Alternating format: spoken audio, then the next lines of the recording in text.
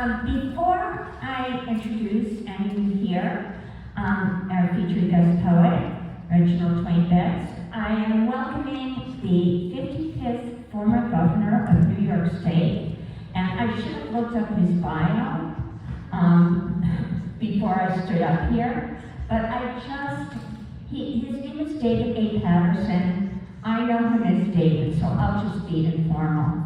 He's a wonderful neighbor, a terrific guy, with an uncanny sense of humor. He's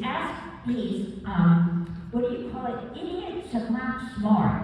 He could tell me the date, the exact date of my birthday, just when I say the year. It's just remarkable. I can't even get him. He does that. He's skilled with numbers. He's skilled politically. He's skilled with human beings. He's decent. He's kind. The word that I would call him is really, truly a mensch. Plus, he has incredible ties to the Harlem community as a social advocate, a political advocate, a teacher, an educator, a spokesperson, and he also has his own podcast.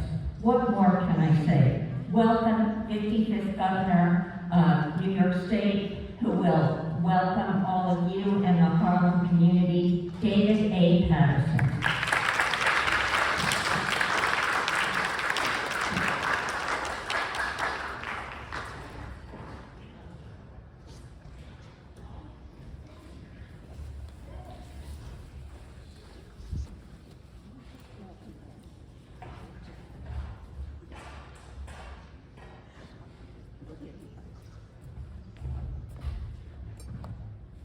Good afternoon, everyone. When one has the audacity to put pen to paper to write poetry, or books, or songs, to perform the arts, to sing, to dance, to use all of those aesthetic gifts that we have, it really is opening the mind and opening the opportunity for one to really grow, to learn about others, and to make the best of all of the skills that spiritually we were given when we were born. The problem is that our current educational system does not provide for that. This country gives less money to the arts, to the aesthetics, to the humanities programs, to learning instruments, to writing poetry, than pretty much every other country in the world. Every time there is a financial crisis and education budgets are cut, these amenities are the first to go. And because of that, we have sentenced the young people of our society to a totally closed, totally not informed, and totally bonded field of limited learning that's confined to reading books and writing essays. I'm so happy that this is not the case among those students who are here today, and so congratulations to all of you, to your parents who supported you, to the Harlem community that has served you, and to these great teachers and aides who have helped you get to this source where we just witnessed some outstanding poetry and some great readings by some young, talented people who hopefully, when they start running this society, will do it a whole lot better than we have.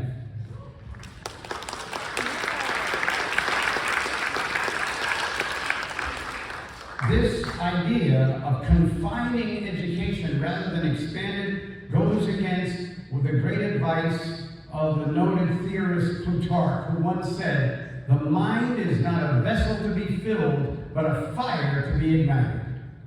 Now, the only time it was ever reversed in this state was done by me in 2009. Of course it was me, or I wouldn't have brought it up. The issue is that there is a tremendous opportunity for all of us if we start to look at who we are, what we are, and what we can be. In addition to that, I'd like to welcome, who will speak before you, a gentleman by the name of Reginald Dwayne. He had a very interesting path to traverse in life. He was a gifted and talented student, doing well every place he went. But he had an error of judgment. He made a mistake. And rather than anybody looking at this as a single detriment to an otherwise well-lived life, he was punished considerably, and probably more so because of who he was. Spent time in solitary confinement in a penitentiary. And someone pushed a book under the door into where he was in confinement, a compilation of works by Black authors which reignited the fire in Reginald and allowed him to go on to be successful not only in getting out of prison, but becoming a lawyer, graduating from Yale Law School at the top of his class, passing the Connecticut State Bar, and even getting around the people who ran the Bar Association, who I think had been to too many bars because they tried to deny him admittance as a lawyer in Connecticut. From all of this, he has taken his skills and his ability and dedicated it to helping people like himself who've come through these very difficult times. I know that feeling. It happened to me. I was a student who was doing very well. I graduated high school a year early. I went to Columbia University. I was on the honor roll. And then in one summer, I was basically the only person not hired for a job at a catering service because the caterer didn't think I could pack lunches for students in day camp. He discriminated against me because of my disability, and no one stood up for me. And at that point, I engaged in something that happened to Reginald, where you're hurting yourself rather than responding to the people who hurt you. And it took a long time, and it finally took a professor to say to me, you know, David, the issue is if no one else stood up for you, why didn't you stand up for yourself? And when I learned how to do that, after that, it was all pretty much a strong response, and the stone that the builder refused became the governor of the state of New York.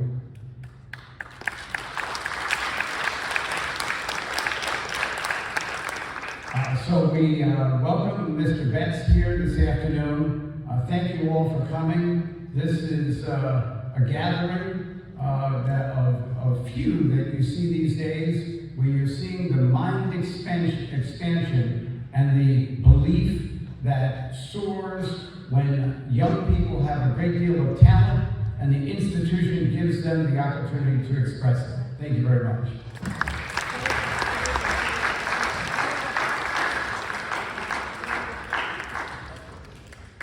I can't say it any better. So I'm just going to say a few notes. In October 2018, the New York Times Magazine published his long essay, Getting Out.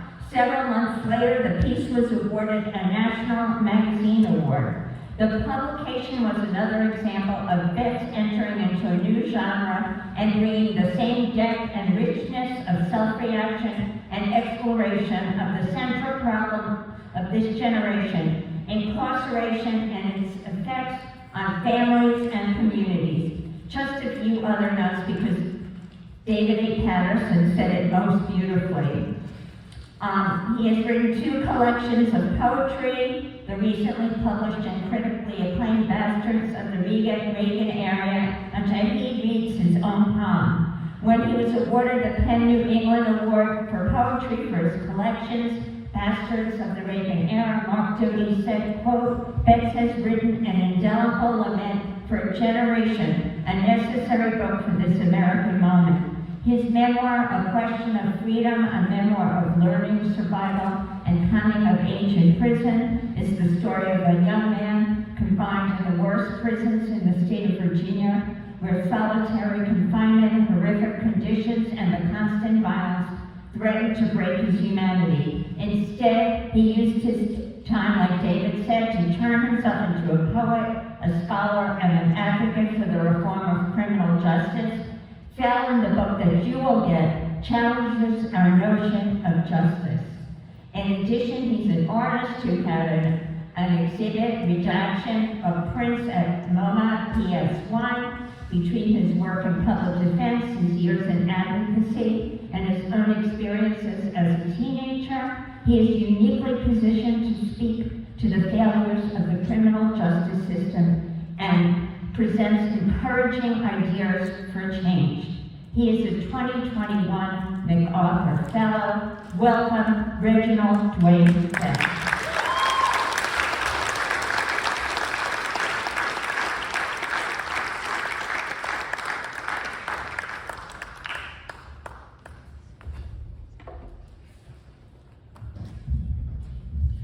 Thank y'all for coming, and in fact, thank you for inviting me. I have to tell you, Pam, I appreciate the invitation and your generosity and your patience. These events are really challenging these days because I travel way too much and I spend way too much time in prisons. And I'm often figuring out what events I should do and what events I shouldn't do. And sometimes it comes at the cost of maybe declining some event I said I would do before my life got extremely busy. Imagine one day being sort of unemployed, meandering around the world, and the next day running a nonprofit organization with a budget of like more than $5 million and being required to travel from state to state in prisons all across the country. So my life got really busy really quickly. And I thought I couldn't do this. And you always have to have somebody in your life to remind you of the things that you have to do. And that person in my life is my wife. She's like, no, you gotta go. And so I was like, all right, bet. And what my wife knew that I had forgotten was when I got out of prison, the first real job I had was teaching poetry to young people. And I was good at it. And I was good at it, and this is what I realized today. I used to tell people that I was good at it because my students would write really, really good poems. And as any good teacher does, I would take responsibility for their work. That was a joke for the teachers. The students was like, I knew they'd be doing that. But listening to y'all, I mean, I was like really encouraged. I was reminded about why I started writing many, many years ago.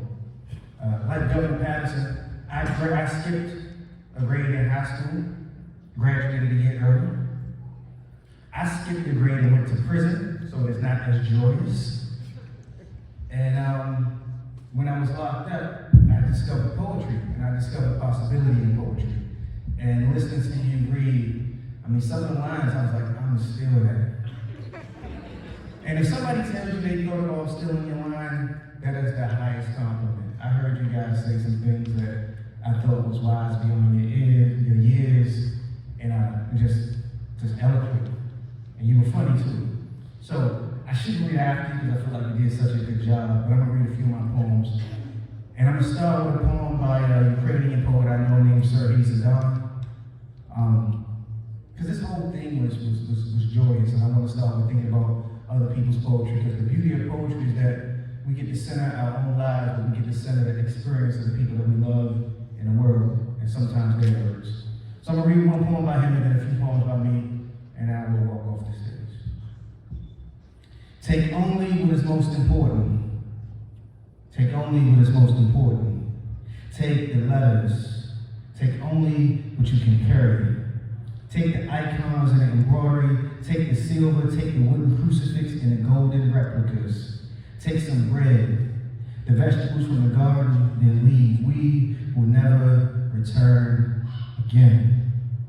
We will never see our city again. Take the letters, all of them, every last piece of bad news. We will never see our corner store again. We will never drink from that dry well again. We will never see familiar faces again. We are refugees. We'll run all night. We will run past fields of sunflowers. We will run from dogs, rest with crows. We scoop up water with our bare hands. Sit waiting in camps, annoying the dragons of war. You will not return and friends will never come back. There will be no smoky kitchen, no usual jobs. There will be no dreamy lights and sleepy towns, no green valleys, no suburban wastelands. The sun will be a smudge on the window of a cheap train. Russian past caloric pits covered with lime, there will be blood on women's heels, tired guards on borderlands covered with snow, a postman with empty bags shot down, a priest with a hapless smile hung by his ribs, the quiet of a cemetery, the noise of a command post, an unedited list of the dead, so long that it won't be enough time to check them for your own name.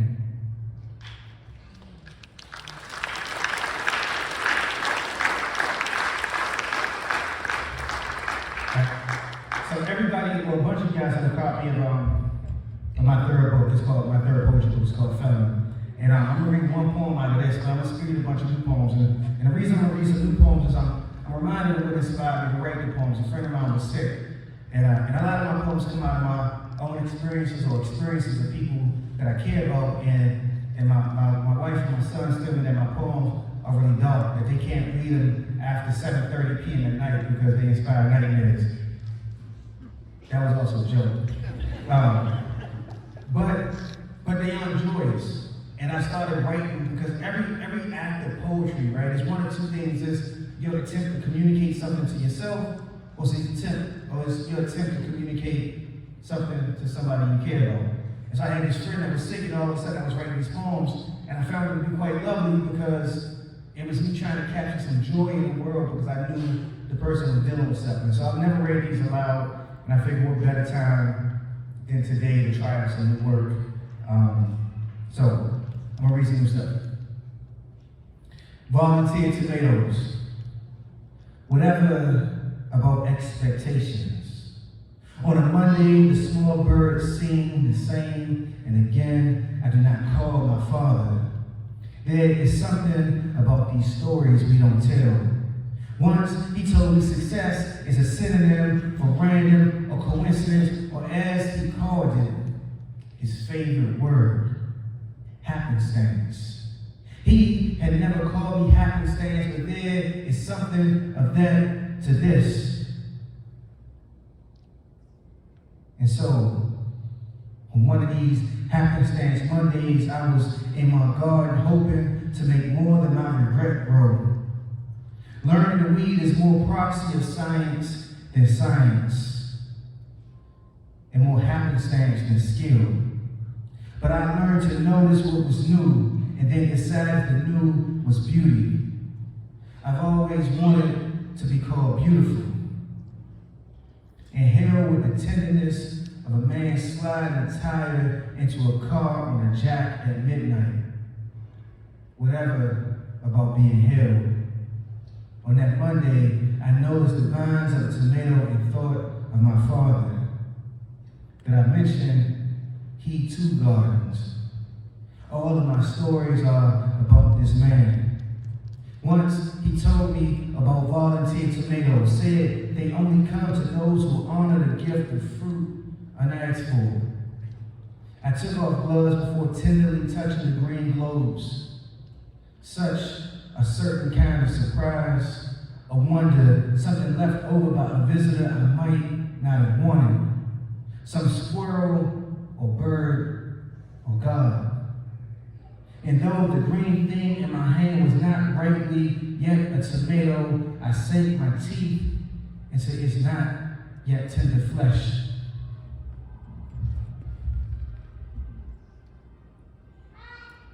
I love it when kids come to poetry readings, you know, because like everybody else in the audience be like quiet, they be like, is the poem over?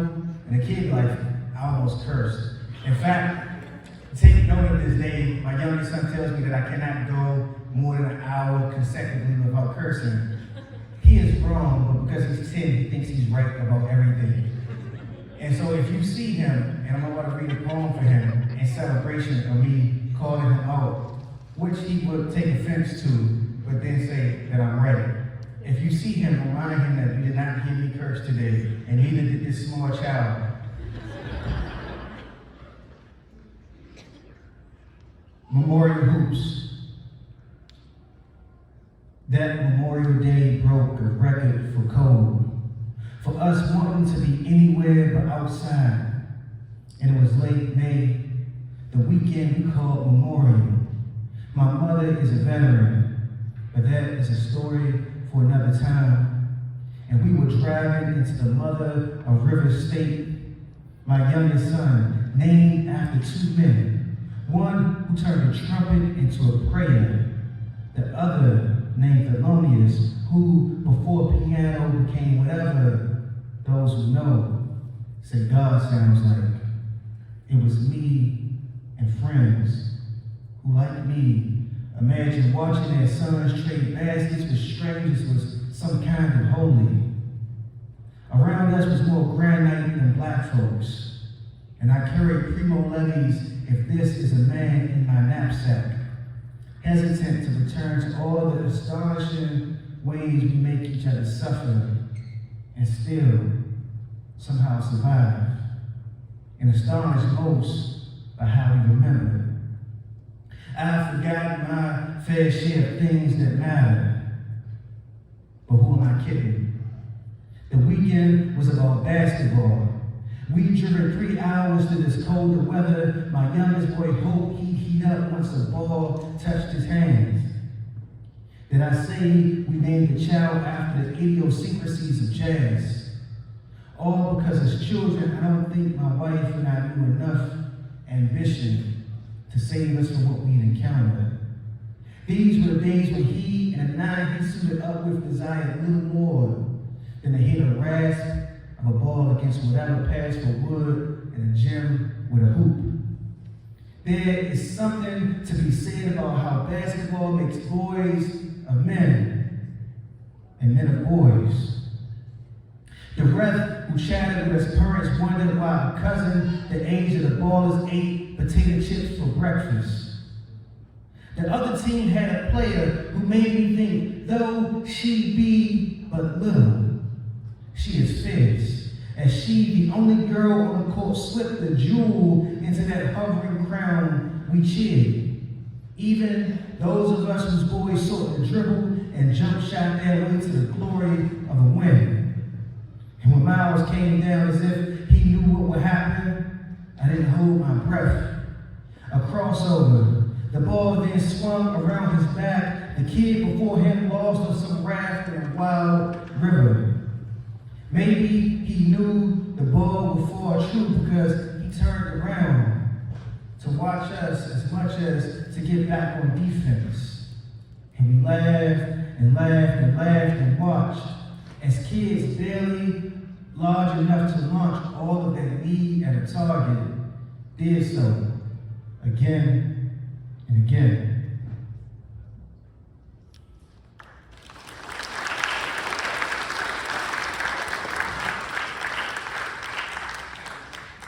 I'm going to read 2 more new poems, and then I'm going to read a couple poems out of Philip. You know this, right? When you get older, and you look at your poems from years before, this is what I notice about myself. My poems tend to track my obsessions, but I think it's something meaningful for writers to track their obsessions in verse. So you'll hear flowers come up a lot in these poems, and I realize that like years from now, my kids will be like, oh, that book was from when in Ambassadors of the Reagan era, there's a lot of Newports in the book.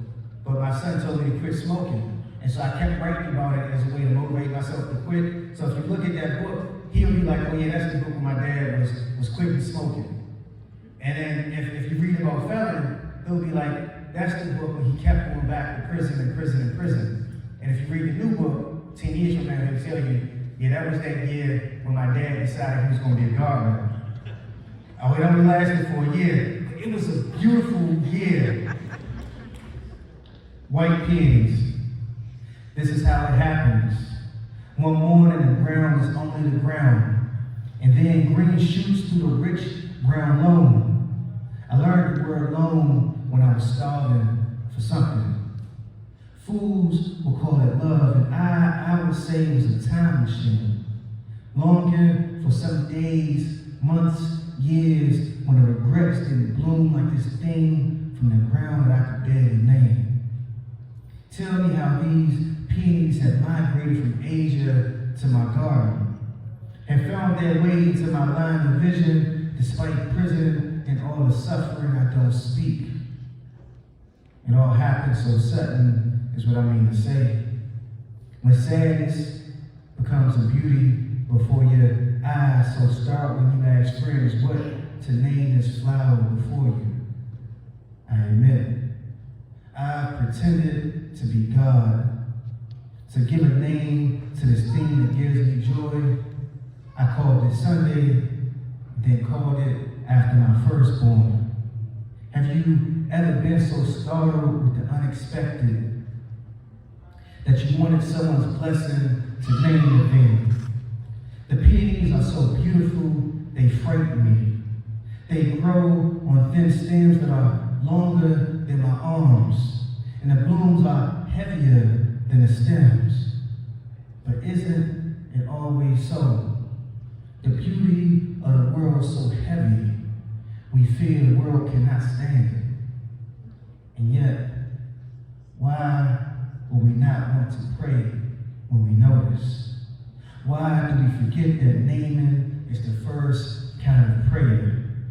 Even as the white flowers turn into the scented oil against my skin. All right.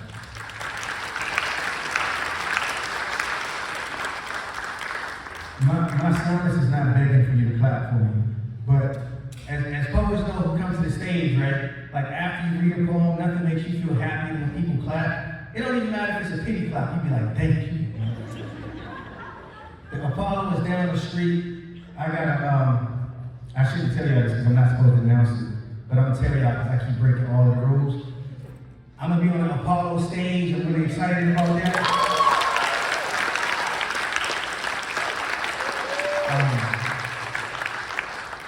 I am not convinced the Sandman won't come out on me, but you never know. Alright, so it's two poems that I'm gonna read. And two of these, one is a sort of form that exists, and then it's called a ghazal, and one is a form that I created. And so in the ghazal, and I want y'all to listen for this, in the ghazal, has anybody ever heard of this form before? Alright, a few people.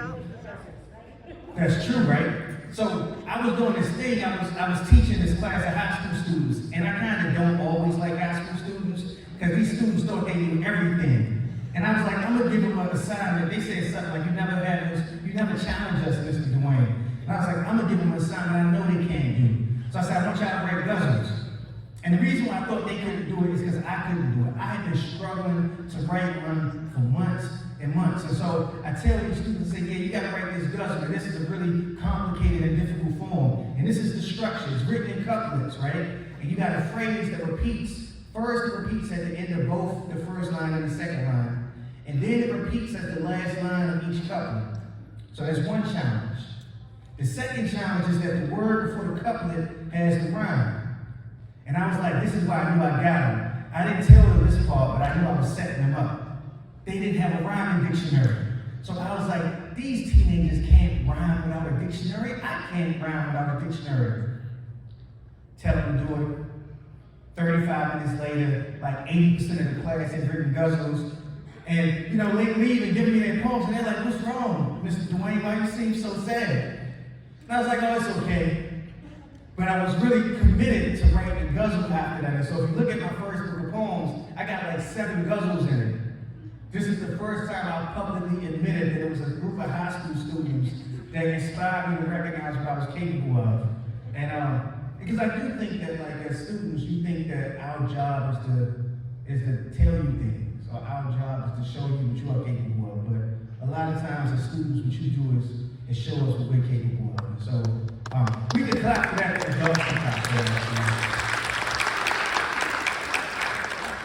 All right, so I'm gonna read this poem, then I'm gonna read the last poem. Then because I'm getting up there in age, I'm getting in my 40s, I'm gonna give one more piece of advice before I walk off the stage. Ghazal. And so the repeated phrase is after prison. And then the rhymes is like expect, suspect, dialect. And the other beautiful thing about the form is when the poem ends because the author has to name themselves. When I was in prison, everybody called me Shahid. It means the witness. It was a name I chose for myself. And so in all my ghazals, I ended with Shahid. So that's when you know the poem is ended. Name a song that tells a man what to expect after prison. Explains Occam's razor. You're still a suspect after prison. Titus Gafar painted my portrait, then dipped it in black tar. He knows redactions are dialects after prison. From inside a cell, the night sky isn't the measure. That's why its prison is vast as your eyes reflect after prison. My lover don't believe in my sadness. She say whiskey, not time, is what left me wrecked after prison. Ruth, paper maker, take these tattered gray sweats, make paper of my bid, a past I won't reject after prison. Dear warden, my time been served, let me go. Promise that some of this I won't recollect after prison. His mother has died, his father, his brother, and now him. There is no God, no reason to genuflect after prison.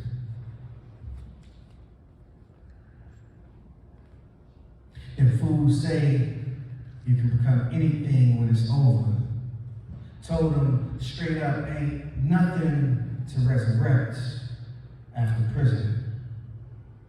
You have come so far, beloved, and for what? Another sad song? Then sing, Shaheed, you loved, not shipwrecked after prison.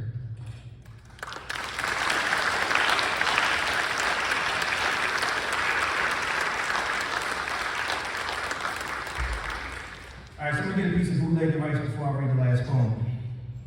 I went to prison, and the judge told me I am under no illusion that sending you to prison would help.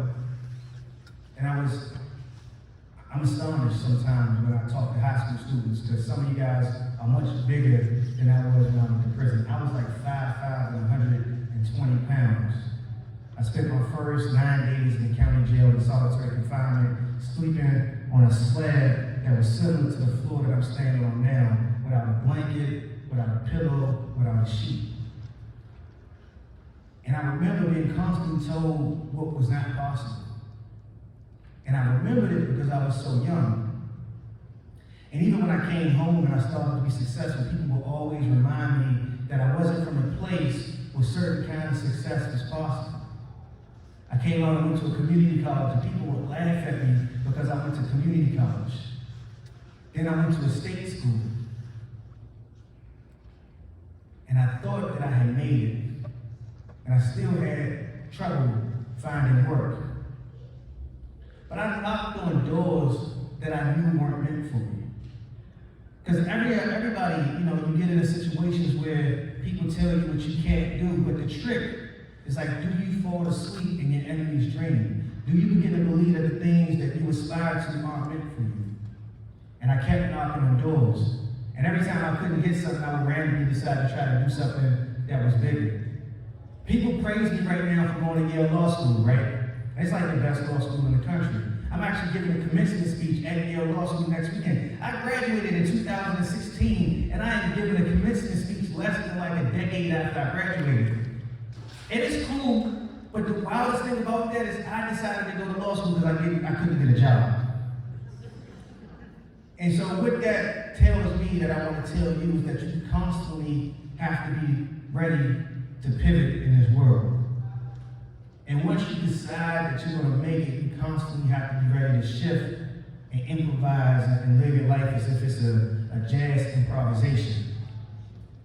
I was in law school, and the first thing I heard in law school, one of my teachers told me law school is the place where poets go to die. Now, I got 2 published poetry books, and I know I'm the only dude in the class that's published poetry, and I feel like, is he attacking me? And I couldn't let it go. I couldn't let it go. For 2 years, it just sat in the back of my head. And then what I did one day is I got these lawsuits, and they were lawsuits that were written challenging cities because they were locking people up because they couldn't pay traffic tickets. They were locking people up because they couldn't pay small bail fees. And I had told myself that I was going to give it to my mom to read and my homeboys because I'm a bit of a nerd, you know, and I thought that's my time to tell me I need to stop talking. Although I will say I said it for 5 minutes before I was supposed to start talking, so this is not me going overtime. So I was like, I'm gonna give all of my family these lawsuits to read. Have you ever imagined doing such a thing? Like you got your English textbook, and you like, yo, this discussion of adverbs and prepositions is so fascinating, I'm gonna give it to my mother to read. I got halfway through the lawsuit, realized it had like more Latin in it than a Harry Potter novel, and I knew that it wasn't gonna work. But that's what if I turn it into a poem. It's like if I turn this legalese into a poem, I've accomplished something. So what I did was I redacted lines of the lawsuit so that all that was left was the poetry. You know, a lawsuit is called a complaint.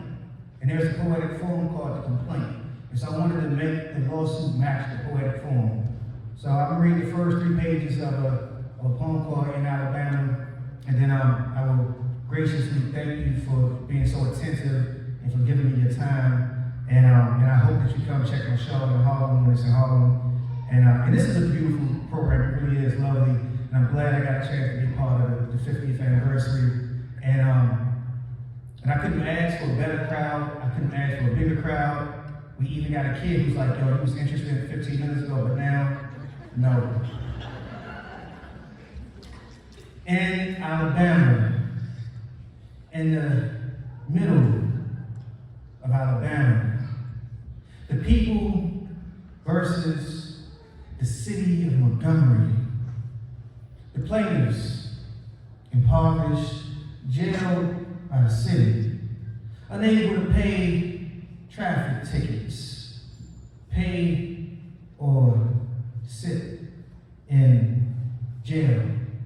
$50 per day, plaintiffs unable to pay, each sent to jail, told they could work off debts. $25 per day, cleaning the city, scrubbing feces and blood from jail floors. The treatment reveals the city against its poorest. Jail the people if they poor.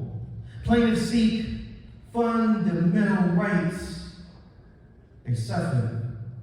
The city's unlawful. It is the policy of the city to jail people. It is the policy of the city to jail people. It is the policy of the city to hold prisoners until extinguished. It is the policy, it is the policy, it is the policy. Plaintiffs seek relief. Thank you.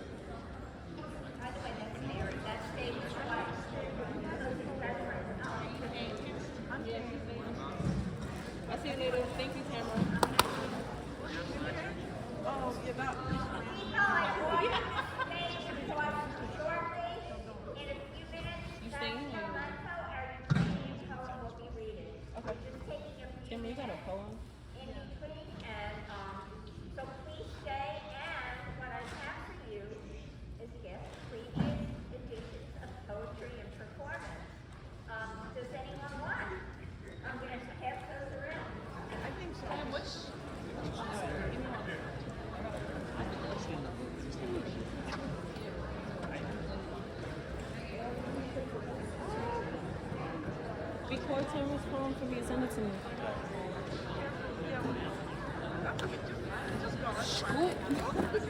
I see you got